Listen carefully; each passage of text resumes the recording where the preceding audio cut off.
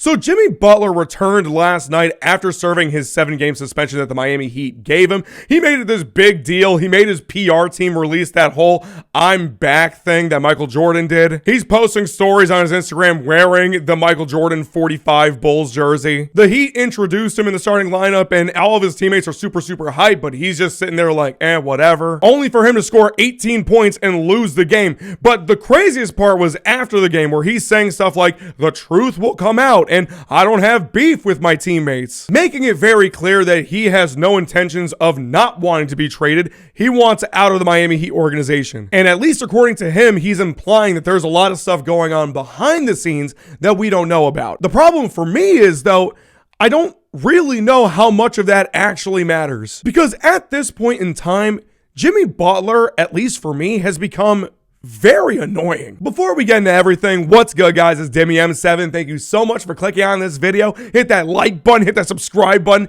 and whoever you want to win today in football, they'll win. I think so. Yeah, I've already made a couple of shorts about Jimmy Butler and this whole thing that's been going on with the Heat, all of the drama, but honestly, I kind of think this is going to be the last time I talk about it at all, because it's just so annoying to me. Like, Jimmy Butler, let me just say this. James Harden, his career has been ripped in half because of all the drama that he has spewed with all the teams that he's been on. Everything that happened with the Houston Rockets, everything that happened with the Brooklyn Nets, and then everything that happened with the Philadelphia 76ers. Him constantly being unhappy, him constantly not getting everything that he wanted, or at the same time, him getting everything that he wanted, not getting the results that he was hoping for, and then throwing a hissy fit about it. James Harden has been torn apart for all that kind of stuff.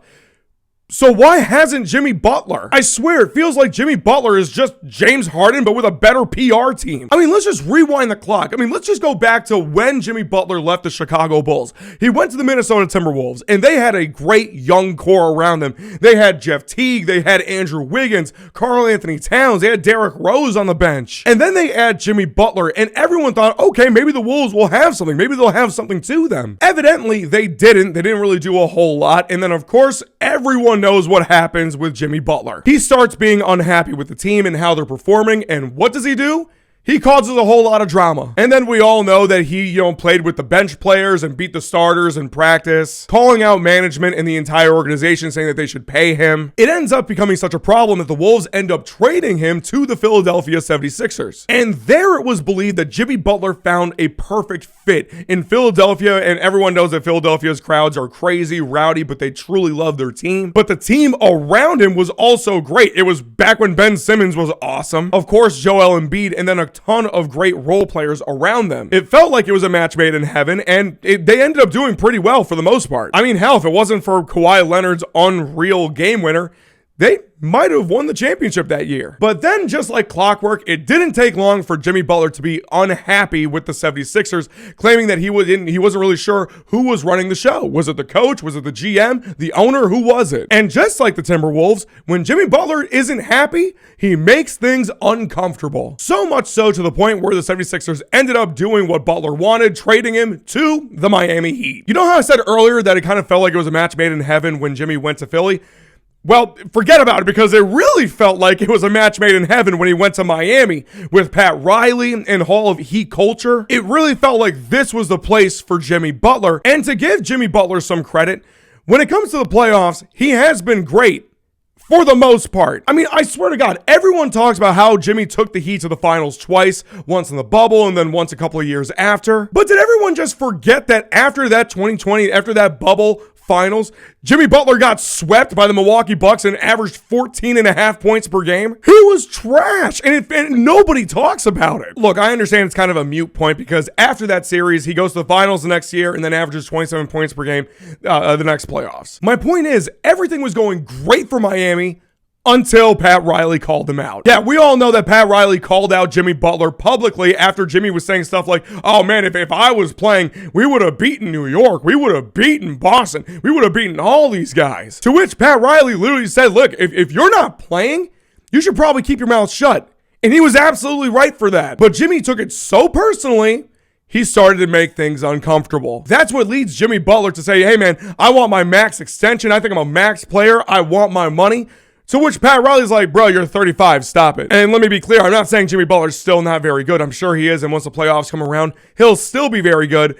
But Jimmy Butler's not a max player, man. Let's be honest. Why would we pay max dollars for a dude that doesn't even try as hard during the regular season? So, after being called out by Pat Riley, after not getting the money that he wanted, Jimmy Butler does what Jimmy Butler always does when he's not happy with his organization. He makes things uncomfortable. He demands trades. He starts calling out his owner, starts being petty and starts trolling. And it's all just so annoying. Look, I know Pat Riley said that they're not going to trade Jimmy Butler, but that was before he started doing all this public stuff. I mean, just get rid of the guy at this point. It's just so annoying, and I'm so tired of it. Like I said earlier in the video, there could be details behind what's been going on here that we don't know about that could maybe change how we sort of perceive this entire drama. Maybe. But it doesn't change the fact that this is what Jimmy Butler does when he doesn't get what he wants or he just isn't happy. He becomes frustrating, annoying, unbearable. No matter how great Jimmy is in the playoffs, and I will admit he has been great for the most part, it's not worth all of this, especially considering the fact that he's 35 years old. So yeah, I'm just done with the whole Jimmy Butler, Miami Heat drama thing. I just want it to be over. And once it is, great. We'll see where he ends up landing. But until then, we'll see what happens. That's all I have to say about it. Let me know in the comments what you think about all this. And until next time, peace.